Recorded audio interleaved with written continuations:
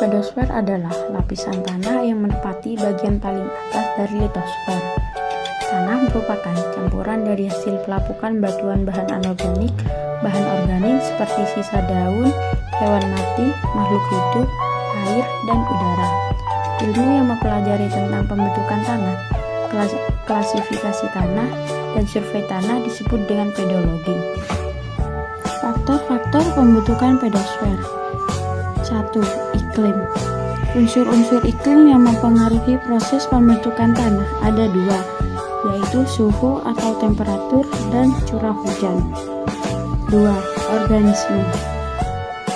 Organisme sangat berpengaruh terhadap proses pembentukan tanah dalam hal proses pelapukan, baik pelapukan organik atau pelapukan yang dilakukan oleh makhluk hidup, hewan dan pertumbuhan, maupun pelapukan kimiawi atau pelapukan yang terjadi karena proses kimia seperti batu kapur yang dilarut oleh air.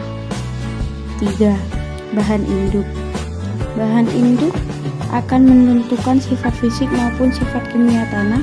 Bahan induk terdiri dari vulkanik, batuan beku, batuan sedimen, dan batuan metamorf. 4. Topografi atau relief. Keadaan relief suatu daerah dan akan mempengaruhi tebal tipisnya tanah, sistem drainase atau pengaliran. 5. Waktu. Waktu yang dibutuhkan tanah merupakan benda alam yang terus-menerus berubah akibat pelapukan dan pencucian yang terus-menerus, akibatnya tanah semakin tua dan kurus. Jenis-jenis tanah. 1. Tanah gambut atau tanah granosol adalah jenis tanah yang kurang subur untuk bercocok tanam. Tanah ini merupakan hasil bentukan pelapukan rawa. 2. Tanah endapan atau tanah aluvial adalah tanah yang dibentuk dari lumpur sungai yang mengendap di dataran rendah yang memiliki sifat tanah yang subur dan cocok di lahan pertanian. 3. Tanah laterit adalah tanah yang tidak subur, yang tadinya subur kaya akan unsur hara, namun unsur hara tersebut hilang karena larut di bawah air hujan yang tinggi. 4. Tanah litosol adalah tanah yang berbatu-batu dengan lapisan tanah yang tidak begitu tebal. 5. Tanah rehosol merupakan endapan abu vulkanik yang memiliki butir kasar penyebaran pertama pada daerah lereng Gunung Merapi.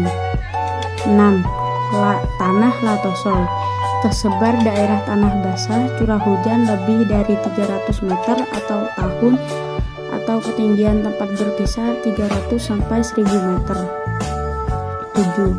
Tanah grumosol adalah tanah mineral yang memiliki profil agak tebal, tekstur lempeng berat. 8. Tanah potsol merupakan tanah yang berasal dari batuan induk pasir, penyebaran daerah beriklim basah, topografi pegunungan. Ciri-ciri pedosfer. 1. Warna tanah. Perbedaan warna tanah disebabkan adanya kandungan bahan organis, kandungan air, umur atau tingkat perkembangan tanah, kandungan bahan tertentu. 2. Tekstur tanah bervariasi dari kasar sampai halus. Ukuran tekstur tanah yang berukuran 2 meter 0,002 bisa dianggap sebagai tekstur tanah. 3. Temperatur tanah sangat tergantung pada input panas. Panas spesifik tanah, output panas, input panas berasal dari sinar matahari dan panas bumi. 4. Berat jenis tanah ialah kelihatan tanah persatuan volume yang dinyatakan dalam dua batasan, yaitu kerapatan partikel dan bobot partikel. 5. Porositas, yaitu sebuah perbandingan pori-pori udara dalam tanah dengan volume tanah secara keseluruhan. 6. Aerasi tanah, yaitu suatu kondisi keluar masuknya udara dalam tanah. Dampak-dampak dan kerusakan tanah bagi kehidupan. Dengan adanya pertambahan populasi dalam usaha memenuhi kebutuhan hidupnya, manusia telah memaksa tanah berproduksi pada tingkat maksimum. Dalam usaha meningkatkan produksi, biasanya manusia hanya terpaku pada hasil produksi saja.